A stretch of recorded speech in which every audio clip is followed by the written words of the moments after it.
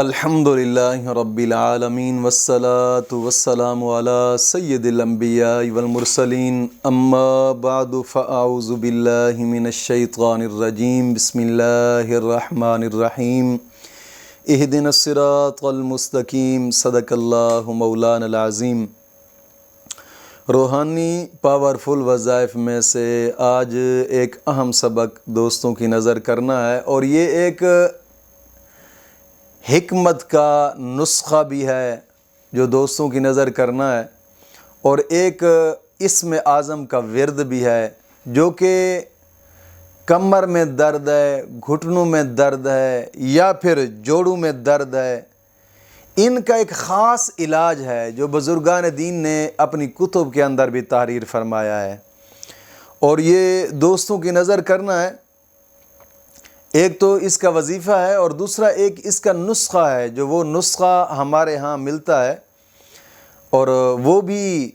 Free میں آپ دوستوں کو ملے گا۔ اگر آپ خود بنانا چاہتے ہیں تو اس کی کوئی فیس نہیں ہوتی۔ یہ یاد رکھیے گا کہ کوئی دوائی بنا کر ہم نہیں دیتے، لیکن اس کا علاج ہم ضرور بتائیں گے آپ دوستوں کو۔ وہ نسخہ ہم آپ کو بتائیں گے، آپ خود بے شک گھر میں بیٹھ کر بنا سکتے ہیں۔ کمر میں درد ہے، جوڑوں میں درد ہے یا گھٹنوں میں درد ہے، اکثر اوقات بوڑھے لوگوں کو بھی ہوتا ہے، یا پھر ان لوگوں کو ہوتا ہے جنہوں نے پوری زندگی پہلوانی میں گزاری ہوتی ہے، اور پھر ظاہری بات ہے جب آخری دن آتا ہے تو مشکل بن جاتی ہے۔ ان میں سے خاص کر وہ لوگ کہ جو جوانی کے اندر وہ میڈیسن کھاتے ہیں طاقت والی، تو ان کو یہ مشکل ضرور پیش آتی ہے کہ ان کے گھٹنے، جوڑ، کمر یہ کام چھوڑ جاتی ہے، اور پھر درد ہوتا ہے، اور کبھی کبھار کدھر بھاگے، کبھی کبھار کدھر بھاگے۔ ایک نسخہ ہے جو علماء کرام نے اس کو، مجرب نسخہ ہے جو علماء کرام نے اس کو تحریر فرمایا کتب کے اندر۔ میرا پرسنل نمبر بھی اس پر آپ کو ملے گا اس ویڈیو کے اندر۔ اگر نسخے کے لیے رابطہ کرنا چاہیں تو وہ ایک پرسنل نمبر ہے میرا، آپ اس نمبر پر رابطہ کریں گے تو انشاءاللہ العزیز اس کا طریقہ کار آپ کو بتا دیا جائے گا، آپ خود گھر میں بنا کر جناب علی استعمال کریں،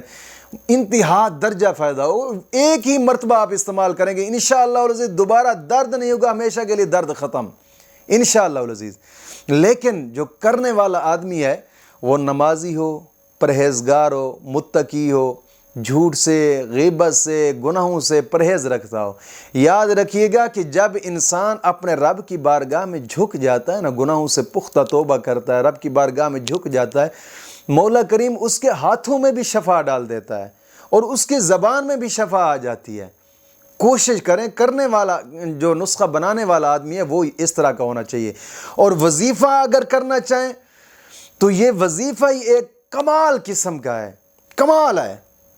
لیکن اس کو کرنے کے لیے بھی بندہ نمازی ہونا چاہیے، پرہیزگار ہونا چاہیے، قرآن کے ساتھ اس کو محبت ہو، غیبت سے پرہیز رکھتا ہو، گناہوں سے پرہیز رکھتا ہو،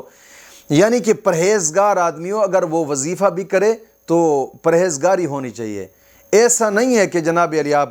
جیسے مرضی چاہے کرتے جائیں، نہ، پرہیزگار متقی ہونا چاہیے۔ اور وہ وظیفہ جو نسخہ ہے وہ تو میں آپ کو بتاؤں گا، یہاں نہیں بتا سکتا کیونکہ میں یہاں پر صرف وظیفہ بتانا مقصود ہے، تو میں وظیفہ دوستوں کے نظر کرنے لگا ہوں۔ اگر جناب علی وہ نسخہ لینا ہو تو پھر میرے اس پرسنل نمبر پر رابطہ کریں گے تو انشاءاللہ العزیز آپ کو بتا دیا جائے گا، وہیں گھر میں بیٹھ کر ہی بنائیں۔ تو جناب علی جو وظیفہ ہے وہ یہ ہے، نماز فجر کے بعد یاد رکھیے گا نماز کی پابندی کرنی ہے، تمام گناہوں سے توبہ کرنی ہے، گناہوں سے پختہ توبہ کر کے قرآن کے ساتھ محبت رکھنی ہے، دین کے ساتھ محبت رکھنی ہے، قرآن کی تلاوت کرتے رہنا ہے، اور وقتاً فوقتاً بھی ان اسماء اعظم کو پڑھتے رہیں۔ ورنہ نماز فجر کے بعد اول آخر 100 مرتبہ درود پاک، کوئی سا بھی درود اگر آپ کو آتا ہے تو وہ درود پڑھ لیں، ورنہ درود خضری 100 مرتبہ پہلے اور 100 مرتبہ بعد درود خضری، اور پھر 300 مرتبہ یا حی یا قیوم، یہ اسم اعظم، یعنی پہلے 100 مرتبہ درود خضری پڑھیں، پھر 300 مرتبہ یہ یا حی یا قیوم یہ اسم اعظم، پھر 100 مرتبہ درود خضری پڑھ کر اپنے ہاتھوں پر پھونک مار کر اس طرح ہاتھوں کو مال کر جسم پر، کمر پر، گھٹنوں پر ایسے ہاتھ پھیر دیں، یعنی اوپر سے نیچے کی طرف ہاتھ آپ کے جانے چاہیے،